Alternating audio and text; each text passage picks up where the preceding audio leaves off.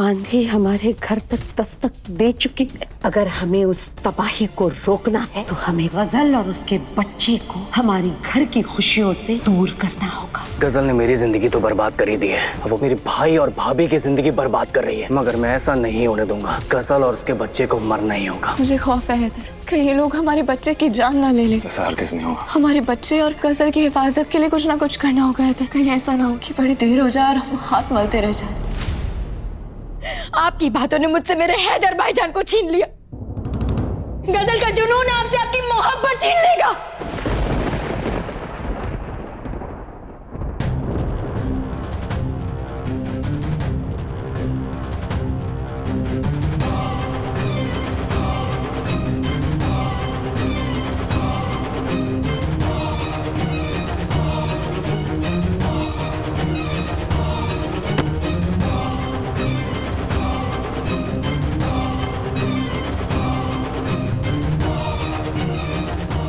दुआ मेरा बच्चा तो ठीक है ना? आजा बैठ जा, संभालो। कायनात,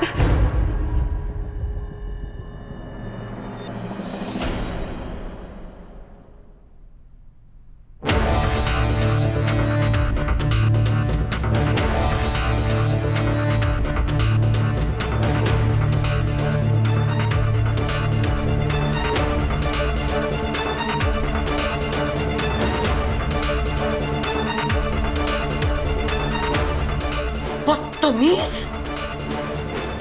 तुम्हारे सीने में दिल है या नहीं? कितने मनहूस अल्फाज तुम इस्तेमाल कर रही हो, और वो भी अपनी दुआ भाभी के लिए। एक बात कान खोलकर सुन लो कायनात, देखो मेरी तरफ।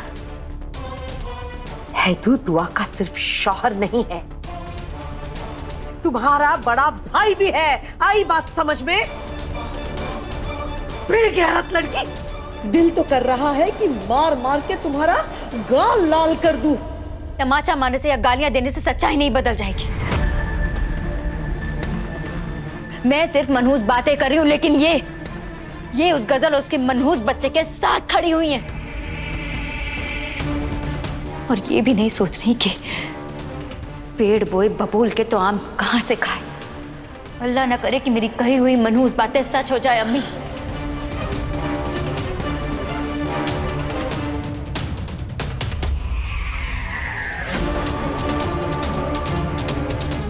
लेकिन अगर सच हो जाए ना, तो ये मत भूलिएगा कि उसकी सबसे बड़ी वजह आप खुद थे।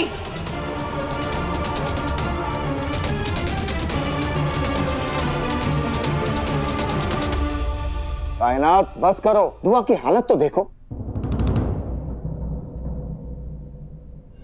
कायनात, हमारे रसूल का कहना है कि जो सच्चाई फितना फैलाए उसे बयान नहीं करना चाहिए।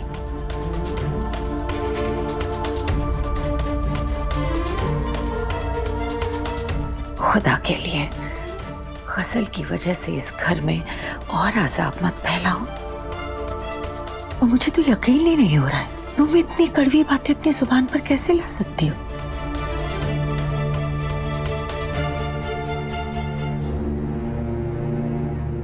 ये बदलाव अपने आप नहीं आया है अम्मी। यहां मौजूद सब लोग अगर अपना दिल टटोल कर देखेंगे ना, उन्हें पता चल जाएगा कि मैं इतनी सख्त कैसे बन गई।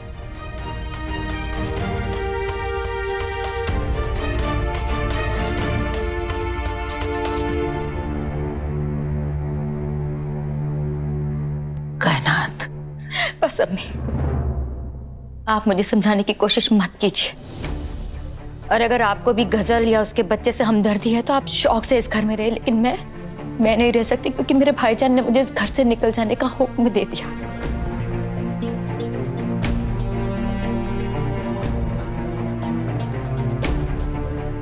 और मैं अपनी आंखों से आप सबकी बर्बादी नहीं देख पाऊंगी,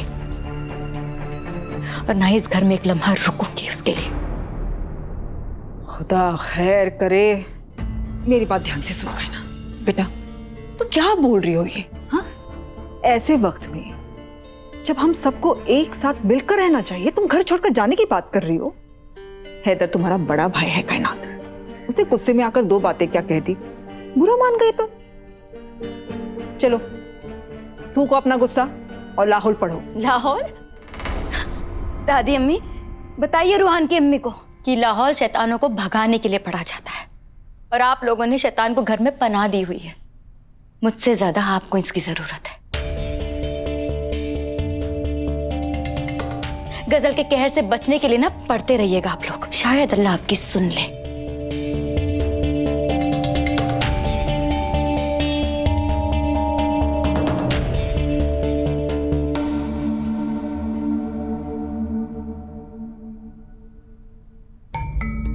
या अल्लाह, ये कैसा अज़ाब है, इस गुनाह की सजा दे रहे हैं आप।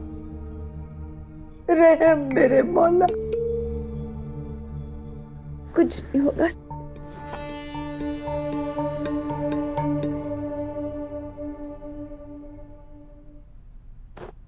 काश मैंने पुलिस को तुम्हें गिरफ्तार करने से रोका नहीं होता।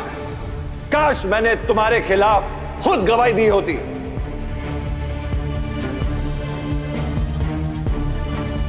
और एक बात मैं आप सबके सामने बोलना चाहता हूं, अगर मेरे और दुआ के फैसले से किसी को भी रजामंदी नहीं है, एतराज है, तो वो एक घर छोड़ के जा सकता है।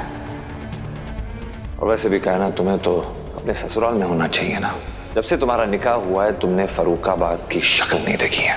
अब ये मत कहना कि तुम इसलिए रुकी हुई हो क्योंकि तुम्हारी दुआ भाभी चाहती थी।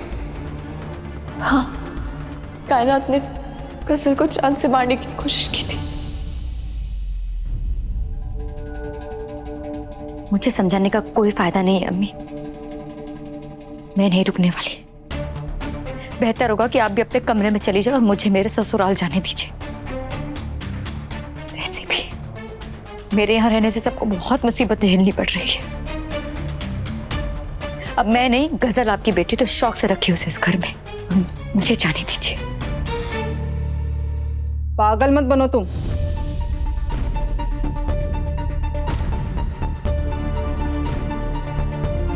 तुम और इस घर की फिक्र करने वाले यहां ना रहे, यही तो चाहती है वो गजल। और वैसे भी कायनात, घर छोड़कर जाने से क्या होगा? जाने की जरूरत तो उसे है ना, उस मनहूस गजल को। देखो कायनात, इस वक्त हमारा मसला गजल नहीं, उसकी होने वाली औलाद है। इसलिए गजल और उसके बच्चे से निजात पाने के बारे में सोचो।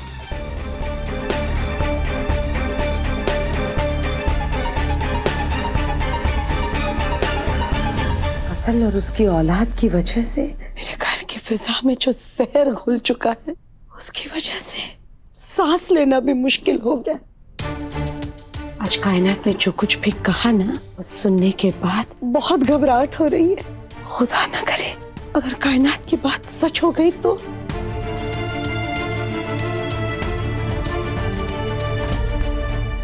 कहना क्या चाहती हो तुम्हें ना, अगर गजल ने हैदू को दुआ से छीन लिया तो? अल्लाह, ऐसा नहीं होगा। ऐसा हो सकता है, गजल ने हैदू को दुआ से छीनने की बेइंतहा कोशिश की, हाँ, मगर वो नाकामयाब रही।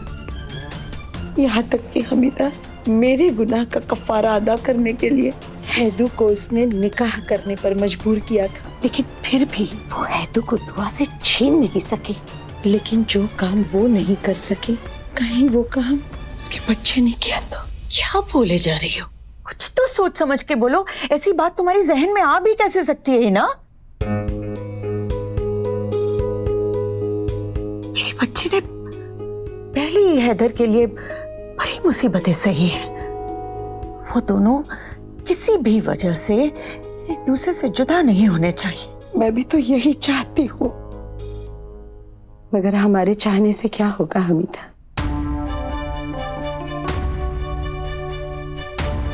तूफान के चर्चे बेवजह तो नहीं होते। आंधी हमारे घर तक दस्तक दे चुकी है। अगर हमें उस तबाही को रोकना है तो हमें फिर एक बार वो सख्त कदम उठाना ही पड़ेगा। कौन सा सख्त कदम? हमें गजल और उसके बच्चे को हमारी घर की खुशियों से दूर करना होगा।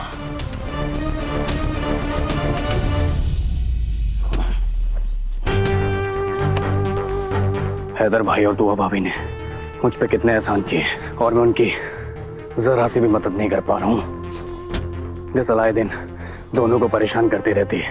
मैं सिर्फ मुंह ताकता रह जाता हूँ।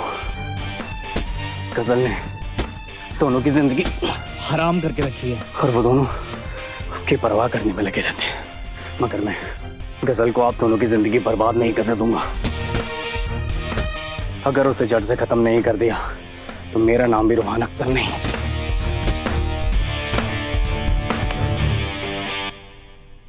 मगर अफसोस इस बात का है कि गजल तो मरेगी, साथ साथ उसके बच्चे को भी मारना पड़ेगा। और वैसे भी कायनात, ऐसा कदम उठाने से पहले तुम्हें 2 बार सोचना चाहिए था ना। तुमसे तो ये उम्मीद नहीं थी मुझे। अरे गजल हैदर के बच्चे की माँ बनने वाली है। अरे भला उसके खिलाफ इस घर में कोई कुछ क्यों बोलेगा? बोले तो क्या बोले, करे तो क्या करे। आज तक जिस बच्चे की दुहाई देती आई है, आज उसी को हथियार बनाकर हमारे सामने खड़ी है वो। आज तक तो उस पर रौब जमाकर उसे किसी भी तरह रोक लेते थे, लेकिन एक बार वो औलाद उसकी गोद में आ गई ना, तो उसकी हिमायत करने वाला पैदा हो जाएगा। इसलिए बोल रही हूँ कायनात, हमारा असली दुश्मन गजल नहीं, उसका होने वाला बच्चा है। उस बच्चा ने तो वैसी हमारी जिंदगियां खराब की है। उसका बच्चा हमारी आने वाली नस्लों की जिंदगियां तबाह करेगा। और इस भ्रम में मत रहना कायनात कि हम उसे दरकिनार कर देंगे। गजल के बच्चे का हर चीज में हिस्सा होगा। अरे हमारे हिस्से के सुकून में ही नहीं, बल्कि हमारी मेहनत से कमाई गई हमारी जायदाद में भी हमें उस बुज़ात को उसका हक देना पड़ेगा।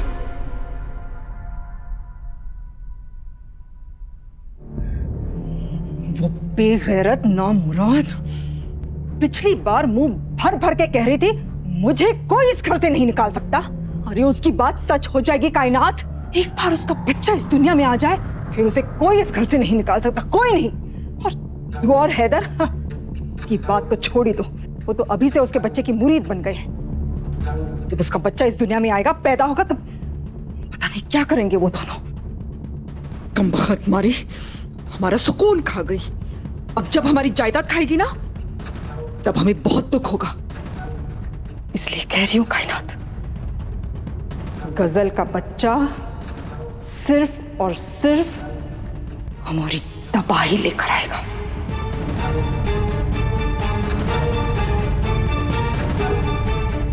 इस तबाही से बचने का कोई तो रास्ता होगा ना रूहान के? है, गजल और उसके बच्चे को जान से मारना पड़ेगा।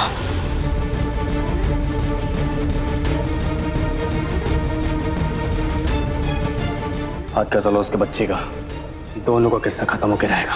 और कोई रास्ता नहीं है हमारे पास। गजल और उसके बच्चे को मारना ही पड़ेगा।